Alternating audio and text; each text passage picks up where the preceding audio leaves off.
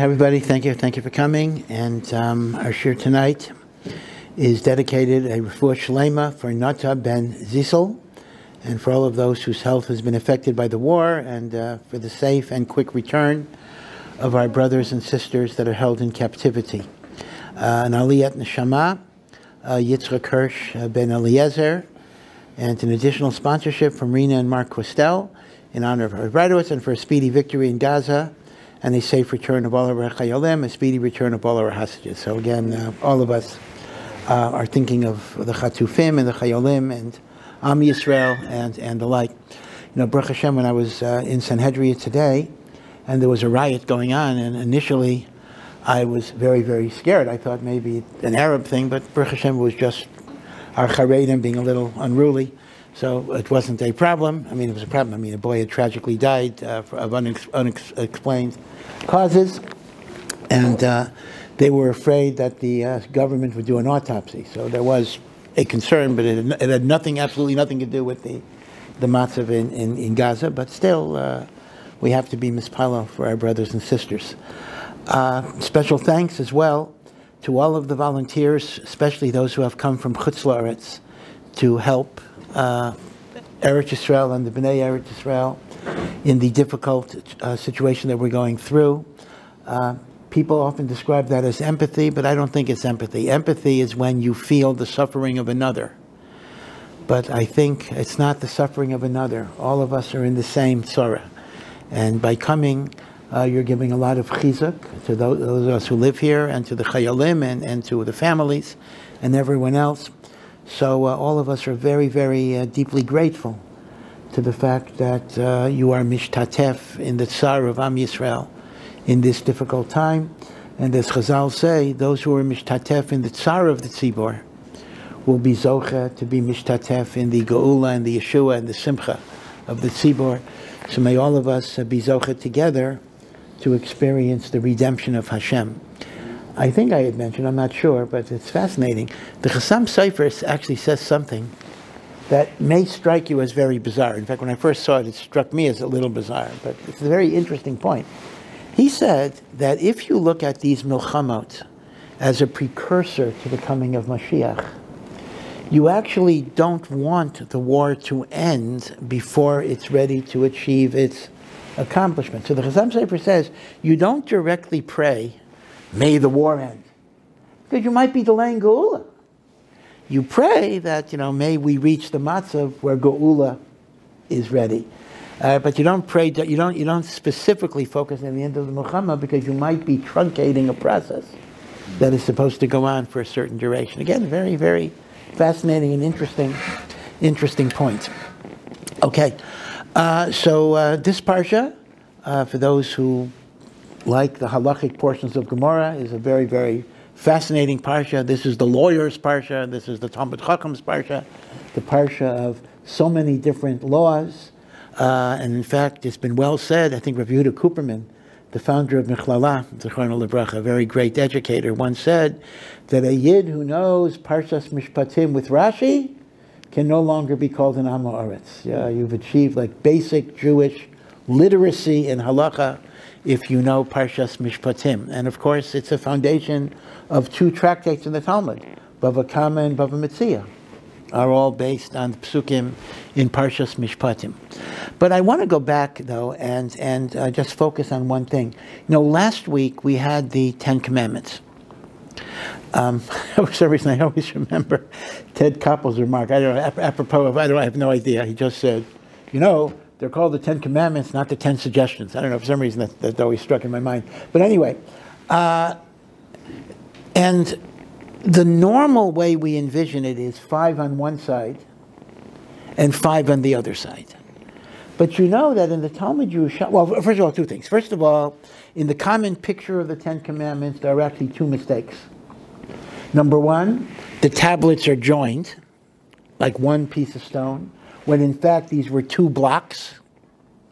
Number two, they were squared or even cubed. They were not rounded on top. And the rounding of the Aseret HaDibrot really comes from Christian imagery. I don't know why they went in that direction. And Alibad the Emes, Moshe Rabbeinu was holding 2 cubes of stone, which are separated. That's one thing. But the other thing is there's a huge number of machloksim in terms of what was written on each cube. Some say the typical 5 and 5, which once again is the common representation. Some say 10 and 10. Some say 10 on all 4 surfaces. So you have a cube, right? So on all 4 surfaces is 10, and all 4 surfaces is 10. And some say 6 surfaces, top and bottom as well. And some even say upside down, meaning 10 going from this side to that, and then 10 coming up on each on each configuration. So there are many, many different ways of looking at it, and these some pictures are actually cubes, big cubes with the Aseret Dibros on all of them. But let's go for a minute, just to keep it simple.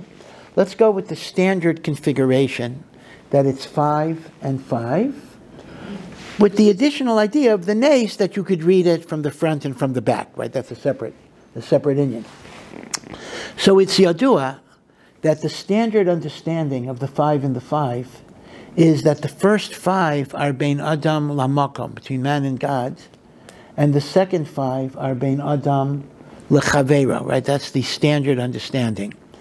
Now, the truth of the matter is that works pretty well, but the problem is going to be with the 5th commandment, right? The first commandment, I am the Lord your God. By the way, what commandment is that? So the Rambam says that's the commandment of Emunah, believe in God. Ramban, by the way, says he doesn't understand that. How can there be a commandment to believe in God? If I already believe in God, I don't need a commandment. If I don't believe in God, who's commanding me to believe in Him? I mean, it's like you tell an atheist, believe in God. And the atheist says, why? He says, because God says you got to believe in Him. Right? So the Ramban actually argues that Anochi is not a mitzvah. It is a preliminary to a mitzvah. Okay. I don't want to get into that either, but again, the Rambam counts it as the mitzvah of Emunah. The second one is don't have other gods. The third one is don't take God's name in vain. The fourth one is Shabbos. So far, so good. Bein Adam Lamakam. The 5th one is honor your parents. So the question becomes, if the first 5 are Bein Adam Lamakam, then why is Kibbud Aviyim in the first column? Because Kibbud Aviyim we would normally look at as an interpersonal mitzvah. So here too the Mefarshim explain that Kibbud Aviyim is a mavo, it is a road towards honoring God. Because I love and I cherish and I honor my parents, because at a minimum they gave me life. Baruch Hashem, they gave me much, much more. But at a minimum they gave me life. So when I cherish the one that gives life, I cherish God, that is the ultimate source of life. And therefore from Kibbud Aviyim, we come to Kavod HaMakom. Now there's another aspect though, in which Kibbud Aviyim becomes Bein Adam LaMakom, and this is really a message to parents more than a message to children. You know, it's been well said that if there's a mitzvah to honor my parents, there would be a corollary that parents must strive to be honorable. Meaning, I need to be a parent who is worthy of honor. It's an achrayus on me. I have to be an honorable, someone that is worthy of mechubad. Now, the thing is, a child's image of God is formed very much by the image they have of their parents. How does a child view their mother and father? Because mother and father, maybe especially father, depending on the home, has like ultimate power. Like, I'm a little kid, you know. Dad decides everything, life and death. So dad is king, dad is God. In fact, I remember, I think parents remember this, there is a certain point in a child's life where like dad is like the strongest guy in the world and the, you know, Superman and everything else. Kind of miss those days, you know, afterwards that you know, the kid learns reality. But there is a point in which Abba and Ima are actually all-powerful. So if a child perceives his parents as arbitrary, capricious, moody, inconsistent, that is going to form their image of Hashem. Yeah, Hashem is all-powerful. Hashem is super parent. Okay, how do I view my parent? If, on the other hand, I see in my parent love and compassion and fairness, then I can extrapolate my image of God. Now, I understand that one is going to say, well, gee, is our image of God limited to what was formed when we were 5 years old? Don't we grow up? Don't we have a more mature understanding of Hashem? In parts, but not totally. The images we form as children are very, very, very powerful images. So Kibbud Aviyim is put in the Bein Adam La Makom column because in many ways, the way we perceive our parents is the way we perceive God. And therefore it's an ultimate responsibility on a parent to try to live a godly life so the child will have a vision of Hashem that's commensurate with God's love and God's rachamim and God's fairness and the like. Okay. But be it as it may, so let's go with the classical definition that the first 5 are Bein Adam La Makom and the second 5 are Bein Adam La Chavera. So the Mabit, Moshe ben Yosef Trani, who was a contemporary of Rav Yosef Karo in Tzfat. Rav Yosef Karo was the Rav of Tzfat. The Mabit, Rav Moshe ben Yosef Trani, was the Av Beistin of Tzfat. Interestingly enough, they had some very, very, very bitter machloksim about Shemitah, going all the way back. At one point, Rav Yosef Karo threatened to put the Mabit in Cherem. So they had some very severe disagreements. But both of them are great, great Gedolim. And the Mabit wrote, in addition to his halachic tshuvos, he wrote a work on Jewish philosophy, which unfortunately is not learned that much today, and it's never been translated. It's called the Beis Elokim, which goes through many, many philosophical problems in Jewish law, or Jewish hashkafa. And he makes an interesting observation. He says, if you go with the 5 and the 5, the first 5 have a lot more words than the second 5. Right? The second 5 are staccato: don't kill, don't steal, don't commit adultery, and the like. But they still covered, the engraving covered the same surface area. So you have a problem. If you have fewer words that cover the same surface area, then by definition, the engravings on the second column, or the second cube, must be much larger than the engravings of the first cube, because the engravings of the first cube, you have to have more words within a certain area. So, when Moshe Rabbeinu comes down from the mountain with the luchos, okay, the first luchos we never really saw, they were smashed. But let's say it's Yom Kippur, and Moshe's coming with the second luchos, and I see someone coming down from Har Sinai, and I put on my glasses to try to see what is on those things. Which commandments am I going to see first? I'm going to see the Bein Adam L'Chaveiro before I see the Bein Adam L'Makom, because the Bein Adam L'Chaveiro are larger in their engraving. So the Mabit says, we see from here the primacy the Torah puts on interpersonal relations. Again, this is a real chaval, because when we think today of what is a religious Jew, we think of tefillin, Shabbos, kashrus, tzitzis, which of course are true. We don't think necessarily in terms of how kind is the person, how compassionate, bein adam l'chaveira. We think that's like, that's just general human decency. And yet the Torah puts such an emphasis on the bein adam l'chaveira that in a sense it was even given greater prominence in the Aseres HaDibros than the Bein Adam L'Makom. This is the idea of the Mabit. In fact, I remember when Rav Aaron Lichtenstein, Zechronu Livracha, was Nifter. Great Rosh Hashiva in the Dati Leumi world. He was the son-in-law of Rav Soloveitchik. In fact, his coming to Eretz Yisrael, many years ago in the 1970s, was very controversial because he had left. He would have been the Rosh Hashiva of his university, and he went, Rav Amital invited him to be his co-Rosh Hashiva at Gush, and Gush at the time was a very small little thing. So a lot of people thought Rav Aaron Lichtenstein was crazy for making that decision, but he wanted to build his life in Eretz Yisrael, and he did so with great distinction. He was a brilliant man. He had a PhD from Harvard in English literature, but he was totally asuk in Torah. That was his thing. But there were so many stories about his midos, his derech eretz, the way, if his yeshiva would be on a tiyul, he would pick up the garbage in the bus, personally. He would pick up the garbage. Amazing stories. And to me, this was very inspiring to see such a great Talmid Chacham who was so kind and considerate. But I actually heard people critical of that. They say, I don't need to hear stories that he's a nice guy. That's not what I want to hear. I mean, that's Leave It to Beaver. That's Ward Cleaver, nice guy. He says, I want to hear what a genius he was, And to me, I was very upset by that. That ad kidei kach, that we so devalue midos tovos and midon l'chavero, that when we talk about gedolim who exhibit those qualities, I don't want to hear that part. I don't need to hear that part of the story. It's not important. Well, I'm sorry, they're dead wrong.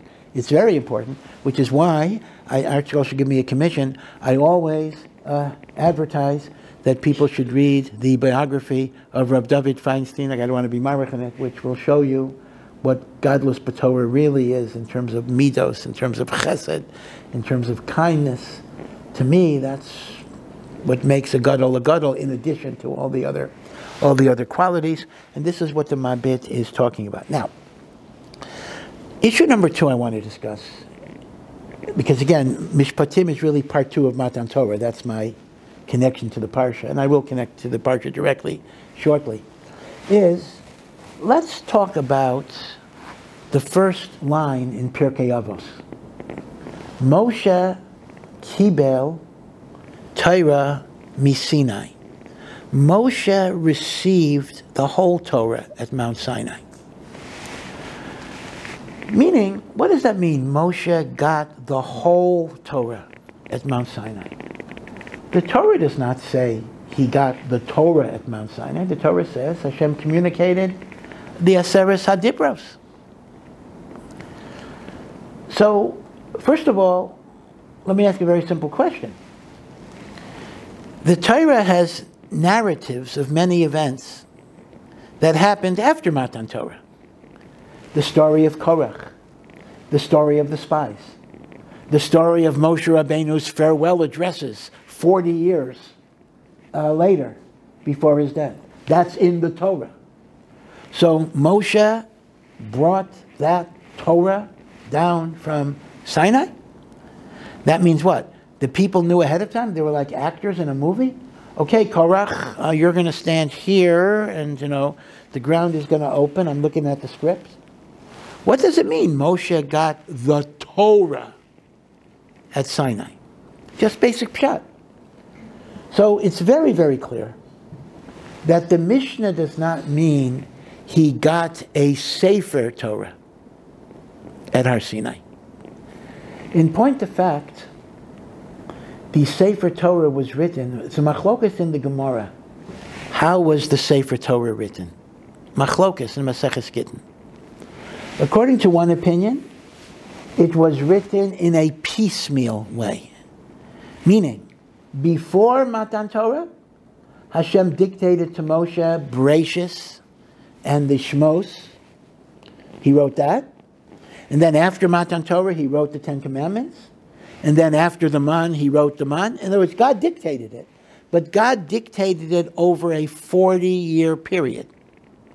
Which means we did not have a complete Sefer Torah until the day that Moshe died. And indeed, there's an opinion in the Gemara that even when Moshe died, we didn't have the last 8 verses about his death. Yehoshua finished it.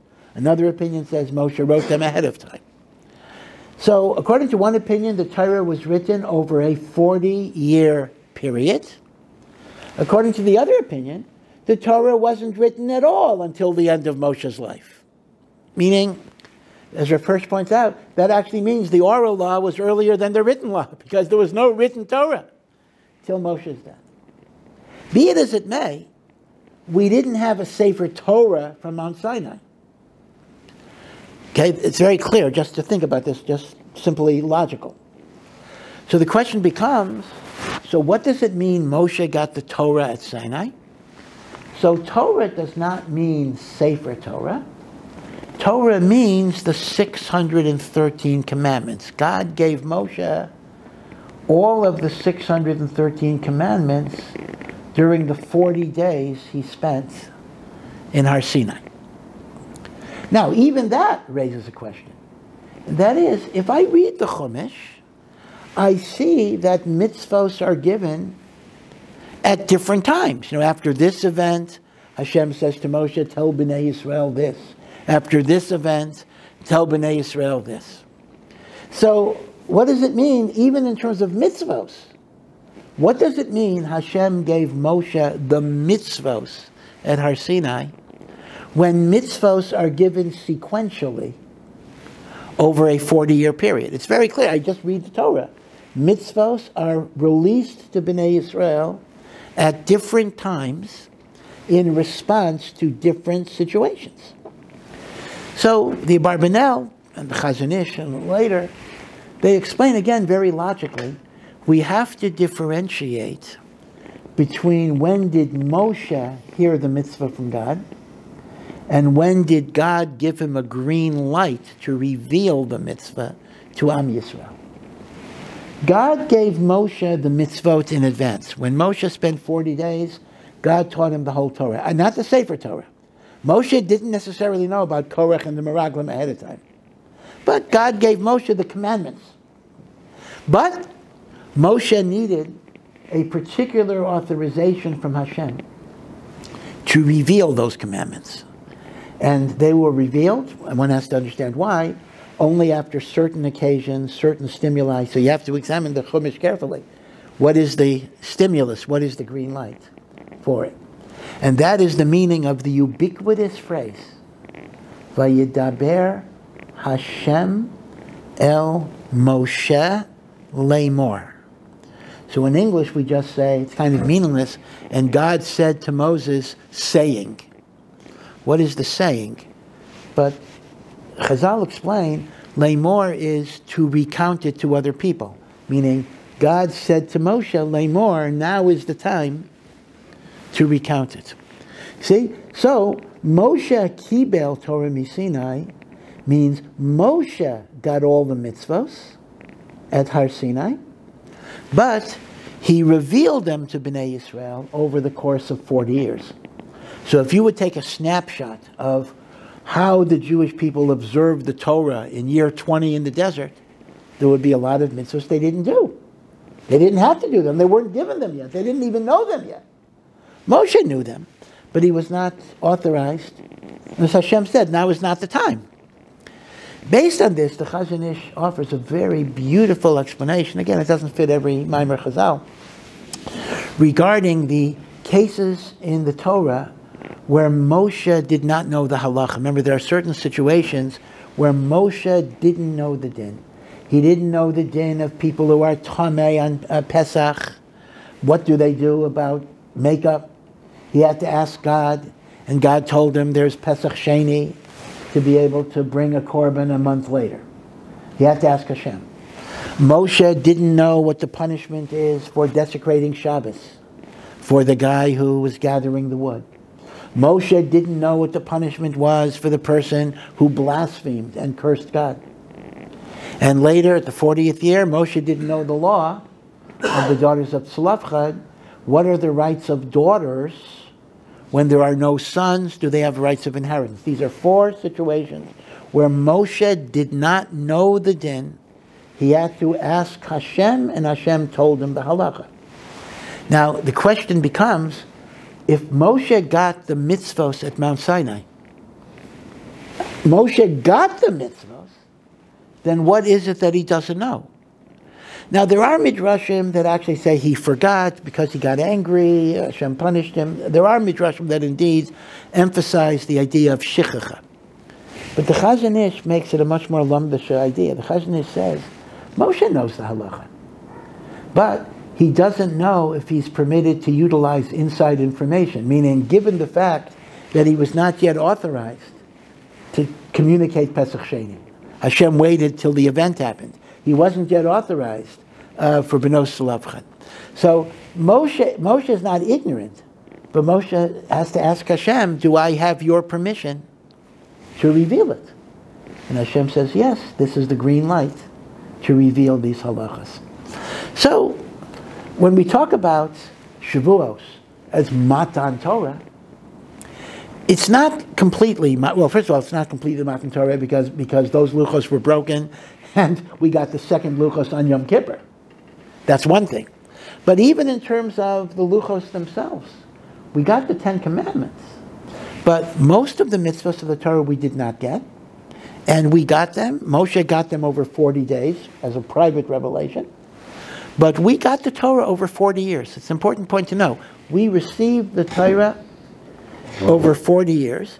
And it's a worthwhile study to kind of analyze why are certain mitzvahs revealed at certain times. Meaning there were actual times where Bnei Yisrael did not know these mitzvahs, and they were revealed later. And the narratives of the Torah for sure were not written down till they occurred. Because Bnei Yisrael were not living through a script. They didn't know there would be a Chet HaEgel and a Chet of Meraglim and a Chet of Korach, even though all of that is after Matan Torah. Shemos, Perek Chaf, is the middle of the Chumash, or less than the middle of the Chumash. So you can't really say the whole Torah was given at that point. So that's just a simple Pashut Pshat in the Mishnah, Moshe Kibel Torah Misinai. So what that means is, and this is really underscores the Mabit's point even more, that Parshas Mishpatim, which Moshe is communicating to Bnei Yisrael right after the Ten Commandments, is very, very special. Because it's not just what God told Moshe, it's what Moshe is telling Bnei Yisrael now. Meaning, Mishpatim is before Moshe even went up to Mount Sinai. Meaning, we hear the Ten Commandments, and right after the Ten Commandments, Hashem says to Moshe, these are the Mishpatim. And only after the Mishpatim is Moshe commanded to go up in Har Sinai for 40 days and 40 nights. So the Mishpatim have a special chashivas because they were given to us the very same day as Matan Torah. Now granted, the Ten Commandments are still different because we heard them directly from God, and that gets into another machlokas. Again, I just want to give you the knowledge. You may know this, I apologize. What is unique about the Aseret HaDibros, besides the fact that they're on Luchos, is of course, this was direct communication from Hashem. But the question is, what did we hear? There are 3 shitos in the Rishonim, what it is that we heard from God. Rashi follows the position that is also the Gemara's position in Maseches Makos, that we did not hear all 10 commandments from God. We only heard the first 2 commandments. We heard Anochi Hashem Elokecha and Lo Yeh Lecha Elohim Acherim Al Panai, and then we got scared. This is recounted in Devarim, and we said to Moshe, you be the intermediary. The Gemara in Makos tries to prove this point from the interesting gematria, Torah Tziva Lanu Moshe. Moshe gave us the Torah. Torah b'gematria 611. Moshe gave us 611. God gave us 2. That's the Gemara in Makos, and Rashi follows that Gemara in Makos. Other Rishonim learned the Psukim, and this is actually Pshuto Shel Mikra. We heard all 10. We heard all 10, and then we were scared. So we didn't hear the Mishpatim from Hashem. We heard the Aseret HaDibros from Hashem. The Mishpatim, we heard from Moshe, but still they have a special place because it's before he even went up on the mountain. It was on the ground level. The Kuzari, the Rambam in the Moreh Nevuchim has a third view that's very interesting. He says we didn't even hear the first 2. Because the Torah uses the phrase, we heard a kol. We heard the voice of God.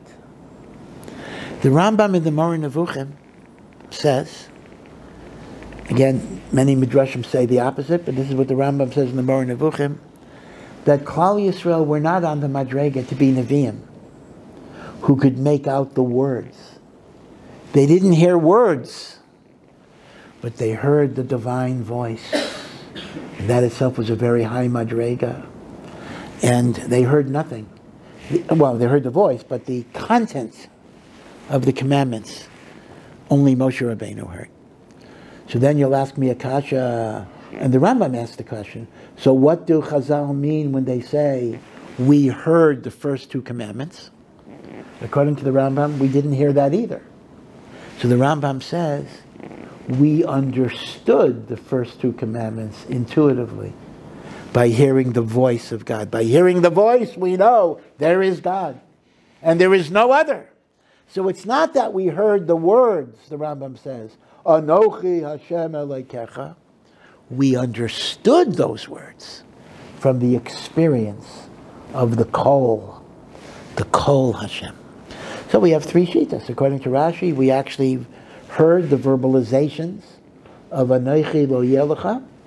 According to the Kuzari, we heard all 10. And according to the Rambam, we actually heard no verbalization. We just had the sense of the voice of God that inspired us and made us realize, Ein od milvado. There is nothing besides God in the universe. Right? So there are different opinions of what we heard. But by the time we had the Mishpatim, Moshe has to be the intermediary. So now, you have to read the psukim in order.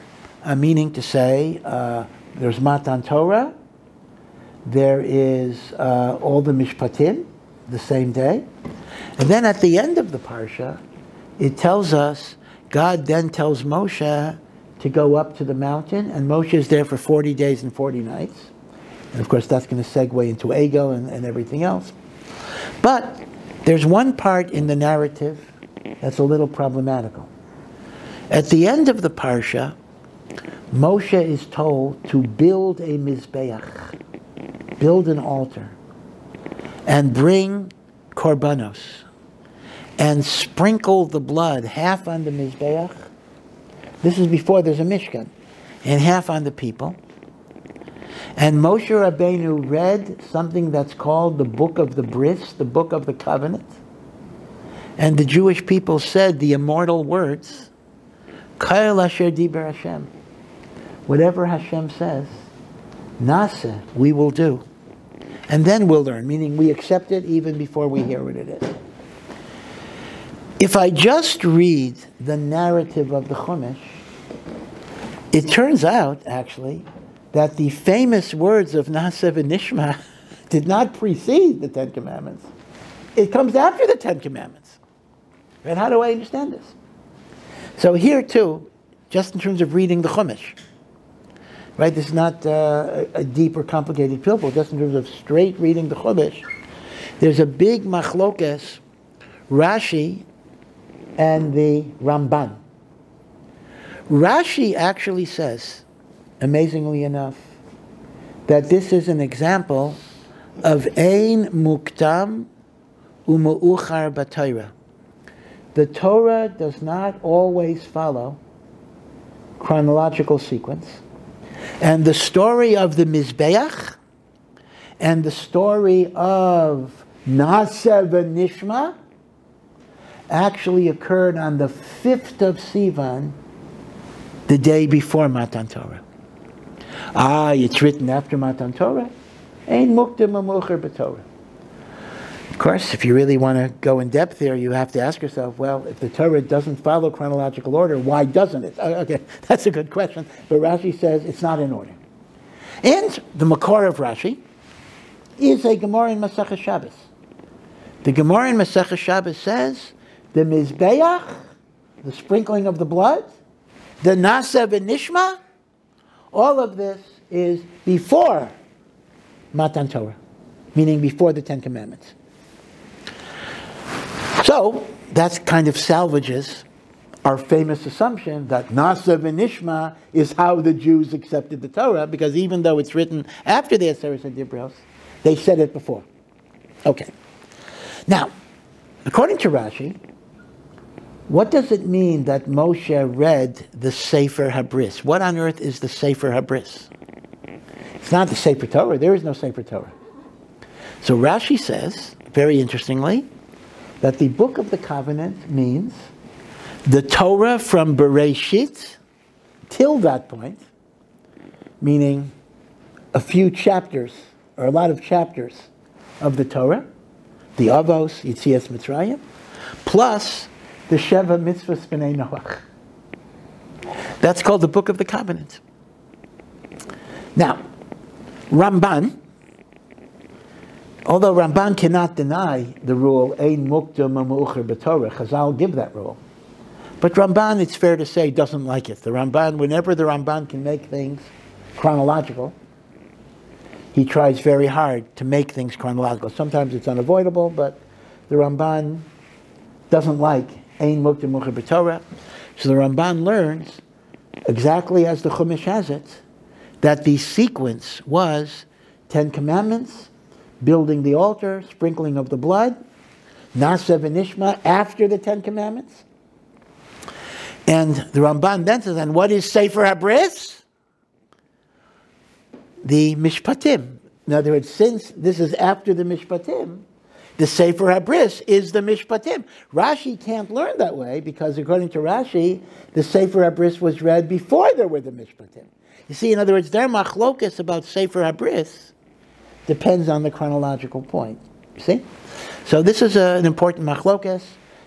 When did the Mizbeach built, etc.? When was the blood sprinkled? When did they say Na'aseh v'Nishma? Now, it's true that the Ramban happens to be contradicting the Gemara Masechah Shabbos, which is an interesting question, but the Ramban in Pshuto Shal Mikra, in the simple meaning of the verse, the Ramban tries to make things chronological. So, I am going to go now with Rashi, because that's what Chazal say, and we're going to assume that the narrative of the Mizbeach and the Na'aseh v'Nishma is pre-Matan Torah, on the 5th. Based on this, let me point out an interesting contradiction. That is, in Parshas Yisro, before the 10 Commandments, it says the Jewish people said, Vayanu kol ha'am yachtav, everybody answered, Ka'el asher diber Hashem nasa. This is in Yisro. Whatever Hashem said, we will do. You almost feel like correcting the Baal Koreh. No, Nishma. No, the Baal Koreh is right. In Yisro it says, Ka'el asher diber Hashem na'aseh. In Mishpatim, which according to Rashi and Chazal is restating the events before Matan Torah, we have the words Na'aseh v'Nishma. So why in Parshat Yisro does it say Na'aseh, and in Parshas Mishpatim it says Na'aseh v'Nishma? Because again, according to Rashi and the Gemara, they're both occurring at the same time. So there's a wonderful machshava from the Meshech Chochmah, Meir Simcha, who says like this. He starts off with a certain premise. The Gemara says in Maseches Makos that we have 613 mitzvahs, exactly how you count them, many arguments about that, but we have 613. And we divide the 613 into 248 positive commandments, thou shalt do, and 365 commandments, thou shalt not do. And the Gemara correlates them to the human body.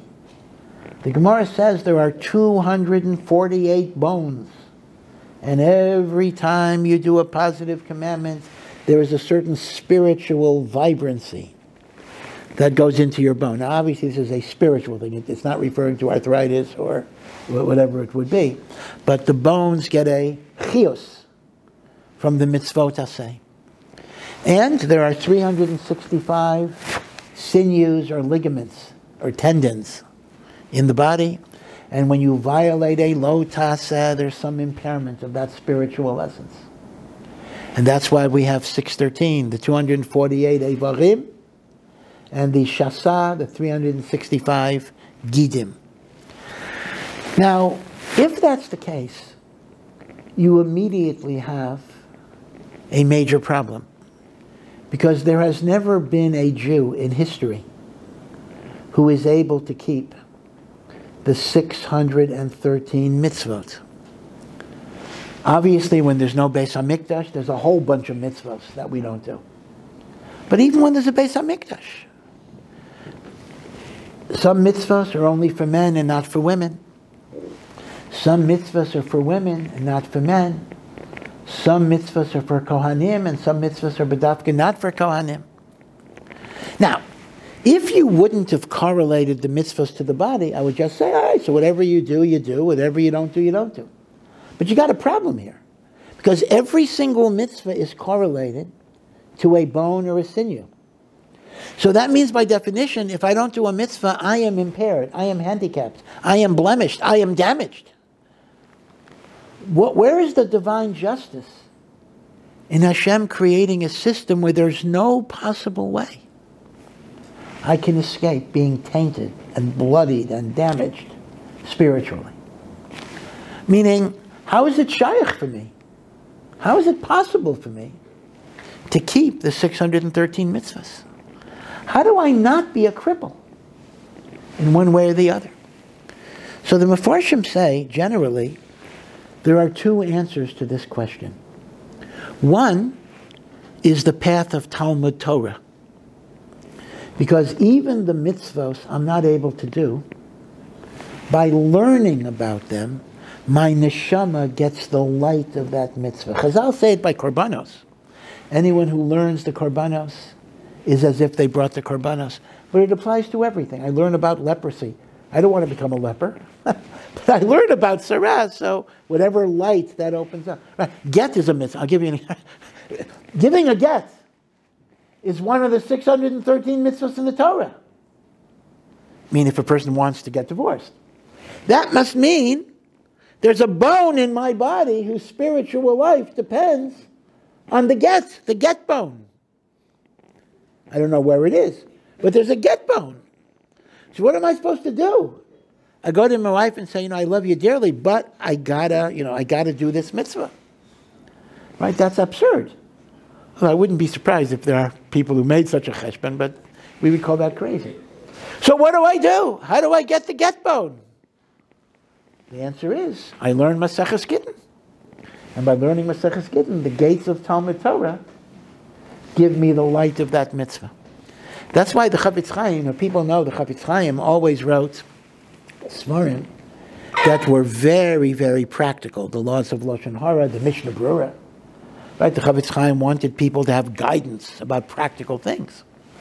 But it's little less known that the Chafetz Chaim was the person, after hundreds of years of neglect, to bring the study of Kudshim, Korbanos, back to the Torah world. It wasn't Brisk. I mean, Brisk kind of took it over now. But the Chafetz Chaim was the one who brought back the learning of Kudshim. And he wrote Svarim on Kudshim, and he republished at his own expense old Svarim on Kudshim that had been out of print for hundreds of years. And at some point somebody asked him, why are you, wasting your time, so to speak, on a part of the Torah that's not Nogea L'Maisa? As if the Chafetz Chaim didn't do enough, that was Nogea L'Maisa.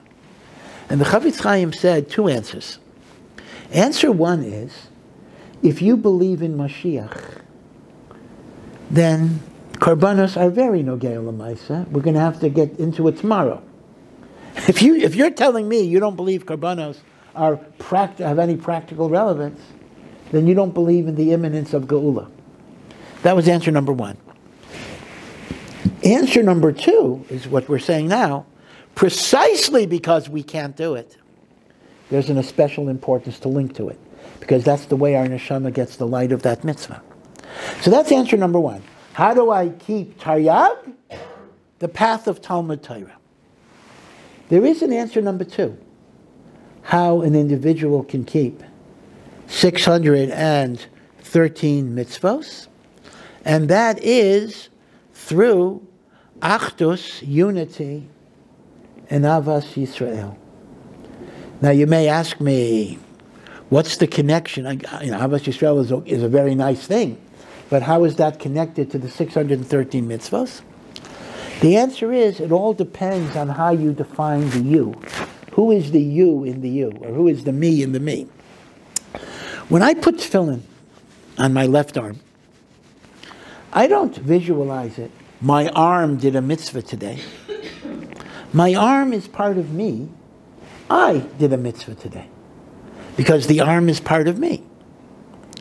And, the old question of identity that philosophers raise, that every cell in your body, if you compare yourself 10 years ago and today, every cell is different. So why are you the same person? Every single cell changed. Again, this is actually a philosophical problem of the nature of identity. It's almost as if I am a different person, but I'm living with a brain transplant. Meaning, I have memories of that other person, but that's not me. I'm different. But that's not the way we view a person in common sense. And we say that even if the constituent units change, but it's part of the framework of a person with a unique identity, a unique experience. My identity does not change because the constituent particles, atoms, molecules, cells, undergo changes because I'm part of one entity. Now, if that's true for me as an individual, that can be extrapolated on a communal level.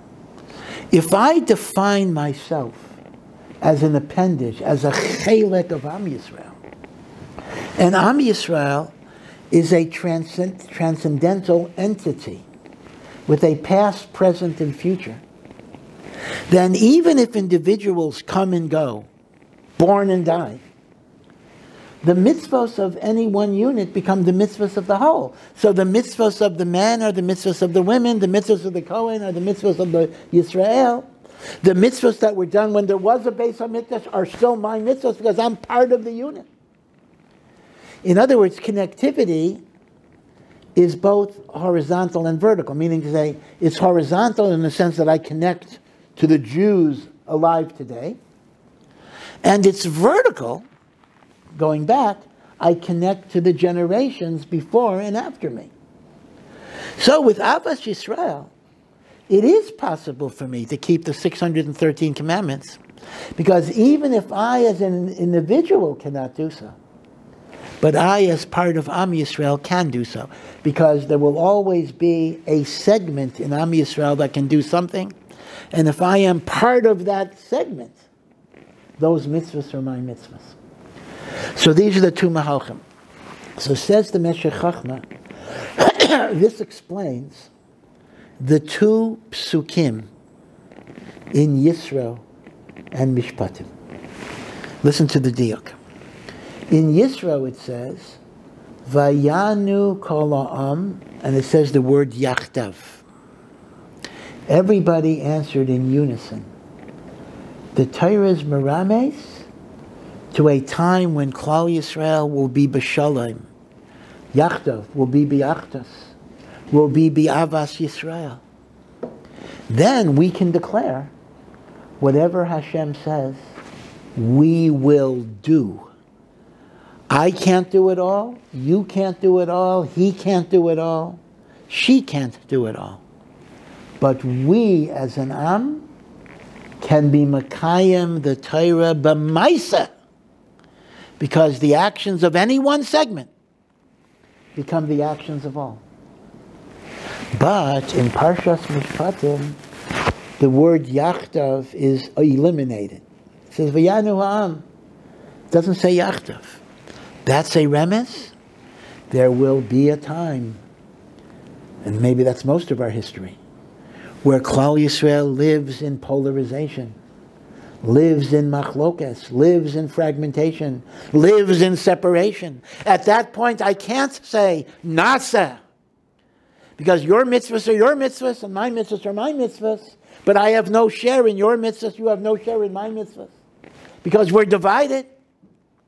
So how do we keep the Torah? So we go to plan B, nasa v'nishma, because one of the meanings of nishma is to learn and understand, meaning we will do the Torah by our learning. So says the Meshech Chochmah, when there's a yachtav, we do the Torah by asiyah. When there's not a yachtav, we pursue the path of Talmud Torah. And this is the remes to these two answers. Mamash Gavaldik diukim in the psukim. The Torah is kind of, what did Bnei Israel actually say? That's a good question. So what did they say? Maybe they said both. We don't know exactly. But you have to understand, Graf Soloveitchik makes this point in a totally different context. The two accounts of the creation of man. This is the famous essay, The Lonely Man of Faith, where he develops the Adam 1 and Adam 2, majestic man and redemptive man, that God is describing two aspects of human creativity. But the question still becomes, well, which one happened? The answer is the Torah is not interested in telling you what literally happened. The Torah is interested in communicating certain lessons by giving you multiple perspectives. So I think the same thing. If you ask me, did they say Nasa V'nishra, did they say Nasa? Maybe we don't know. But the Torah is telling us that Kabbalah Satorah had to take those two particular forms. So, b'kitzur, it turns out that we have two pathways, two roads. We have the road of Avas Yisrael, and we have the road of Talmud Torah, each of which can bring us to a fulfillment of Kol HaTorah Kula. At first glance, you would think these are two opposite roads. But in reality, they are two roads that ultimately converge and become one. Everyone knows the famous Maimer Chazal at the end of Maseches Brachos that in Eretz Yisrael we recite every day, and outside of Eretz Yisrael Ashkenazim recite on Shabbos. Talmidei Chachamim Marbim Shalom Ba'olam. Those who learn Torah increase peace in the world. That the pathway of Torah should ultimately bring Shalom to the world. Meaning, obviously you could ask me questions about the empirical Metzias. I'll talk about that for a minute. But Chazal are telling me the study of Torah brings Shalom. Talmud Torah brings Avas Yisrael. It brings togetherness. It brings Achdus. And therefore, what starts off as Talmud Torah in a time of division can ultimately heal the divisions and bring people together. So, you may ask me, well, let's do a reality check. I mean, is that Lamaisa true? Is it true that the learning of Torah brings peace to those? So I'll tell you this, one answer that you can always give is, as bad as it is, it would be worse without the Torah. So yeah, we have plenty of machlokas, but in net we gain shalom, because without the Torah it would be worse. I mean, those are kind of unprovable propositions, but that's an answer. In fact, again, forgive me for digressing, I often quote a fascinating comment from the Vilna Gaon. Nothing to do with our talk tonight, but I'll mention it. The Vilna Gaon says in Mishlei, everyone knows the famous statement, Torah is compared to water. And there are a million reasons. Water purifies, water is necessary for life, water goes from high ground to low ground. Right? A million reasons why Torah is compared to water. The Gra gives a fascinating reason. He says, water will cause growth on whatever you pour it on. So you can pour it on wheat, tomatoes, you'll get wheat and tomatoes. But you can also pour water on poisonous plants. And water will make the poison grow. So he says, if a person has good midos, they're kind, caring, Torah will make them more kind and more caring. That's obvious. But what's not obvious is, a person has gaiva and arrogance, the Torah is water. It'll make him more gaiva, more arrogant. Torah is like water. So I sometimes say this in groups where maybe I shouldn't say it. In fact, I've become a little more cautious, because I once said it in Lakewood, and the guy in Lakewood got up and said, "Oh, this is impossible." I mean, the Vilna Gaon said it, not me. Impossible. So I said, well, don't you see that sometimes people learn Torah in their arrogance? So he says, they would have been worse without it. It's impossible that the Torah makes it worse. They would have been worse without it. So they would have been, whatever it is, 100 measures of arrogance. This got them down to 90. It's not shayach, the Torah makes them worse. Okay, so some give the same answer for this. Talmidei Chachamim always bring peace to the world. But when the machlokas is so bad, even the peace they bring, there'll still be machlokas, but it'll be less machlokas. Okay, maybe. I don't want to as they say, that's an untestable proposition. But okay, maybe that's the Metzias. The other way of understanding it is it's really a musar, that maybe there's something wrong in the way we're learning Torah. In other words, if we follow a certain path and we're not getting the result that Chazal say comes from that path, maybe we have to recheck. Maybe we're going in the wrong direction. I mean, Chazal say A leads to B. I think I'm doing A and it doesn't lead to B. Well, maybe I'm not really doing A right. Yeah, again, I mean, it's not for me to give any musar, chas v'shalom, but just something to think about.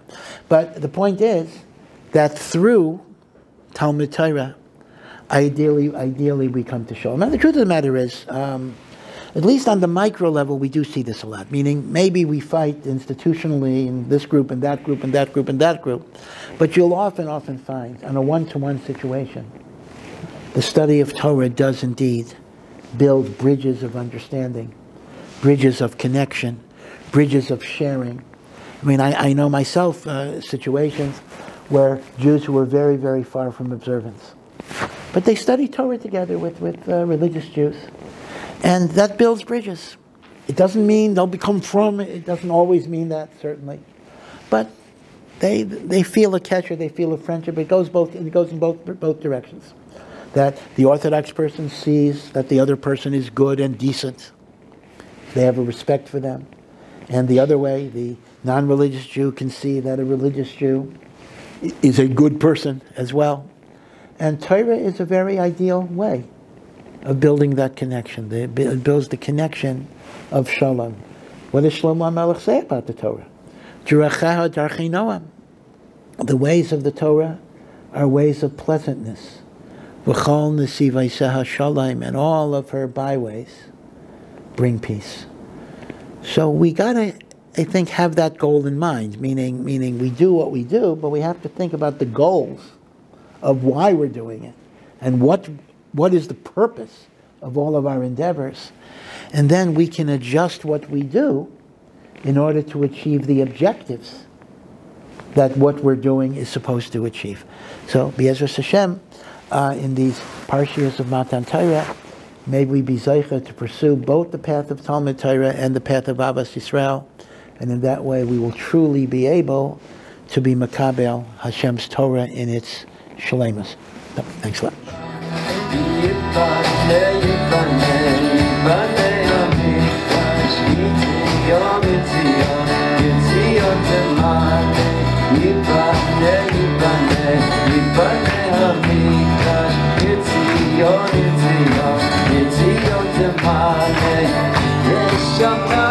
It's